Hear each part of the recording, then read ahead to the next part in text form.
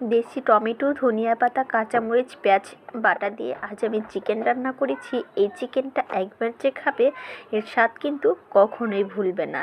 এর টেস্টটা এত বেশি হয়। তাহলে এভরিওয়ান, আসসালামু আলাইকুম। সবাই কেমন আছেন? আশা করি সবাই ভালো আছেন। তো চলুন ভিডিওটি শুরু করা যাক। তো রান্নার প্রসেসিং করার জন্য এখানে আমি আগে পেঁয়াজ একটা মোটা মোটা করে কেটে রেখেছিলাম, দেশি টমেটো নিয়েছি, ধনিয়া পাতা আর বেশ খানিকটা কাঁচামরিচ নিয়েছিলাম, মানে ঝালের পরিমাণটা বুঝে। তো এগুলি সব কিছুকে আমি একসাথে ব্লেন্ডারের জারের সাহায্যে ব্লেন্ড করে নিয়েছি। তো এখন সরাসরি রান্না চলে যাব।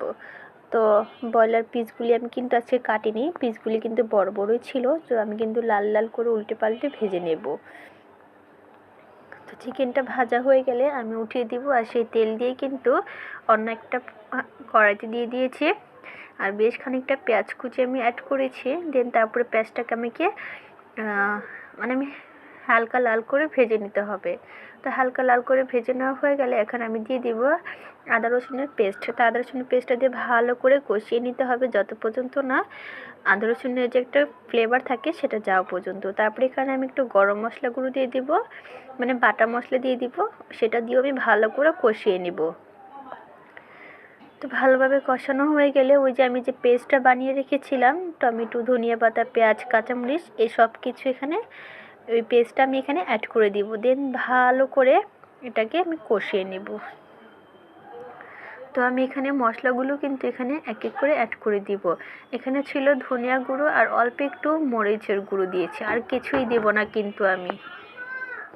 আর এখানে দিয়ে দিব লবণ। তো সব কিছু দিয়ে ভালো করে এখন আমি এটাকে মিশিয়ে নেব।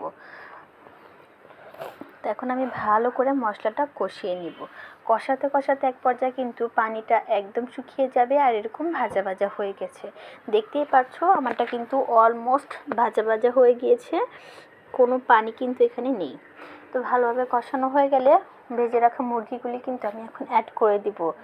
তারপর এখন মুরগির সাথে 2-3 মিনিটের জন্য এভাবে আমি এখন ভেজে নেব। ভালো করে ভাজতে হবে, না হলে কিন্তু ওই যে কাঁচা কাঁচা সব বেটে ছিটে সেটার কিন্তু কাঁচা একটা ফ্লেভার আসবে, তার জন্য আর কি। তো ভালোভাবে কষানো হয়ে গেলে এখন এখানে অ্যাড করে দিব অল্প একটু পানি।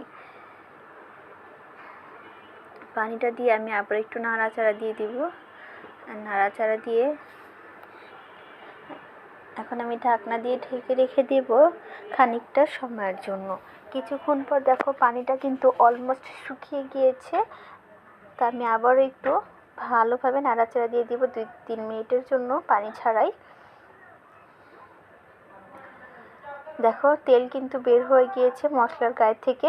তখন আমি এখানে অল্প একটু পানি দিয়ে দিব, যেহেতু এটা ভুনা খাবো আমি আর হালকা একটু ঝোল রাখবো, তার জন্য আমি অল্প একটু পানি দিয়েছি। মানে পরিমাণ অনুযায়ী পানিটা দিতে হবে। তো ভালোভাবে নাড়াচাড়া দিয়ে এখন একটু ঢাকনা দিয়ে ঢেকে রেখে দিতে হবে বলক আসা পর্যন্ত। আর কিছুক্ষণ পর কিন্তু বলক চলে এসেছে। এই পর্যায়ে কিন্তু আমি আর ঢাকনাটা ব্যবহার করব না, আমি কিন্তু এটা এভাবে এখন রান্না করে নেব।